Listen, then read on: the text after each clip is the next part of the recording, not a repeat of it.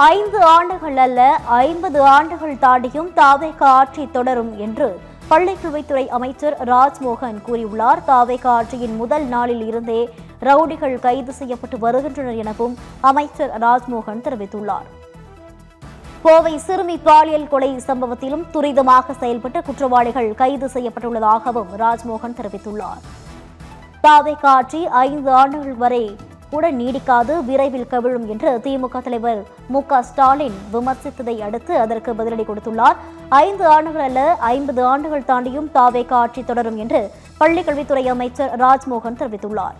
தாவேக ஆட்சியின் முதல் நாளில் இருந்தே ரவுடிகள் கைது செய்யப்பட்டு வருகின்றனர் எனவும் அமைச்சர் ராஜ்மோகன் கூறினார்.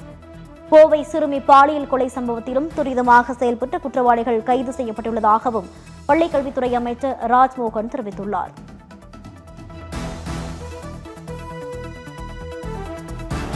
முக்கிய செய்தியாக பார்க்கிறோம்.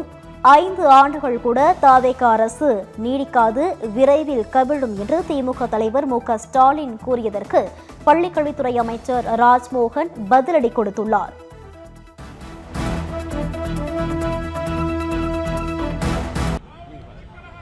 மதிப்பிற்குரிய பேரவைத் தலைவர் அவர்களினுடைய ஆசியோடு இன்றைய தினம் என்னுடைய எழும்பூர் சட்டமன்ற தொகுதியில் இருக்கக்கூடிய மரியாதைக்குரிய சீபா ஆதித்தனார் அவர்களின் திருவுருவ சிலைக்கு மாலை அறிவித்து அவருடைய நினைவை நாங்கள் நெஞ்சில் ஏந்துகிறோம்.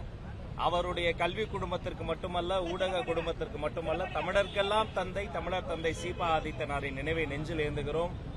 ஒரு திருச்செந்தூரின் கடலோரத்தில் இருக்கக்கூடிய ஒரு முத்து எப்படி உலகெல்லாம் பயணித்து ஒளி வீசுகிறதோ அப்படி உலகெல்லாம் ஊடகத்தை கொண்டு போய் சேர்த்தவர், உலகத்தை ஊடகத்தில் காட்டியவர், ஊடகத்தை தமிழ் ஊடகத்தை உலகத்திற்கே காட்டியவர் ஐயா சீபா ஆதித்தனார் அவர்களின் நினைவை போற்றுவோம்.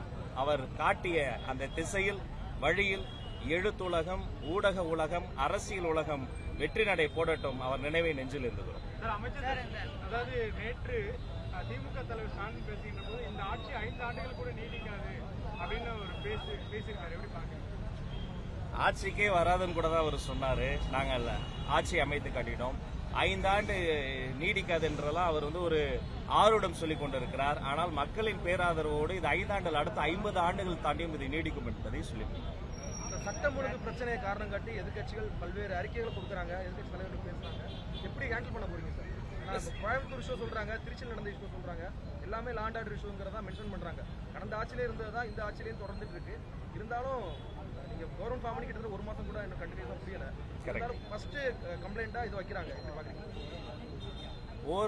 ஒரு மாதம் கூட முடிவதற்கு முன்பாகவே முதல் நாளில் இருந்தே காவல்துறையை சார்ந்த அதிகாரிகளினுடைய துரித பணியின் காரணமாக பல்வேறு இடங்கள்ல அங்க இருக்கக்கூடிய இந்த சார்ஜ் ஷீட்டர்ஸ் தொடர்ச்சியாக தவறுகளை செய்யக்கூடியவர்கள் அடையாளம் காணப்பட்டு அவர்களுக்கு பரேட் நடத்துவது, அவர்களை முன்னெச்சரிக்கை நடவடிக்கையாக கூப்பிட்டு அவர்கள் வெளியில் இருக்கிறவர்களை கைது செய்வது, அப்புறம் பல இடங்கள்ல இது குறித்த ஆலோசனைகள் செய்வது என்று திட்டமிட்டு இதை ரூட்ஸ்ல அது அங்க இருக்கக்கூடிய வேர் பகுதிகள், அங்க இருக்கக்கூடிய சிட்டியோடைய அவுட்ஸ்கட்ஸ்ல தொடங்கி பல்வேறு ஊர்களிலும் இருக்கக்கூடிய இடங்களுக்கு சட்டம் ஒழுங்கை பேணி பாதுகாப்பதற்கான அனைத்து துறை சார்ந்த நடவடிக்கையும் எடுக்கப்பட்டுக் கொண்டிருக்கின்றன. எனவே இது எங்க நடந்தாலும் தவறுதான். நம்ம அரசாங்கத்தை பொறுத்த வரைக்கும் முதலமைச்சர் மாண்புமிகு முதலமைச்சர் சி ஜோசப் விஜய் அவர்களை பொறுத்த வரைக்கும் 0 டாலரன்ஸ் அகைன்ஸ்ட் இது போன்ற கிரைம்ஸ். நேற்றைய தினம் கூட அந்த சம்பவத்தை நீங்க பார்த்திருப்பீங்க. துரிதமாக நடவடிக்கை எடுக்கப்பட்டு அந்த குற்றவாளிகள் கைது செய்யப்பட்டிருக்கிறாங்க. இது போன்ற சம்பவங்கள் எப்போதும் நடக்கக்கூடாது. அதற்கான நடவடிக்கைகள் மிகவும் தீவிரமாக நடைபெற்றுக் கொண்டிருக்கிறது. ஒவ்வொருத்தரா காங்கிரஸ் கிட்ட சேர்க்கக்கூடாது, நம்பக்கூடாது, ஒரே நாள்ல கூட்டணி மாற்றிருக்கிறாங்கன்னு சொல்லி கடுமையான விமர்சனம் இருக்கிறது. இதுதான் அவங்க அவர்கள் உயர்ந்த இடத்தில் வைத்து கூட்டணியில் இருக்கக்கூடிய கட்சிகளை ஒரு அடிமை கட்சிகளை போட்டு நடத்தக்கூடிய ஒரு பண்ணையார் மனப்பான்மை அதை நம்ம பார்க்கணும். ஜனநாயகத்தில் எந்த கட்சி யாரோடு சேர வேண்டும் என்பது அந்த கட்சியினுடைய தலைவரும் தொண்டர்களும் எடுக்க வேண்டிய முடிவு. ஒரு பேரியக்கத்தை, ஒரு தேசத்தினுடைய ஒரு பேரியக்கத்தை இப்படி சிறுமைப்படுத்தி பேசுவது சரியான ஒரு விஷயமாக இருக்காது. எந்த கட்சியாக இருந்தாலும் ஜனநாயகத்தில் என் கூட தான் இருக்கணும், என் கூட இருந்தா நல்ல கட்சி, என்னை விட்டு வெளில போயிட்டா மோசமான கட்சி என்பது சரியானதல்ல. அனைவருக்கும் நன்றி.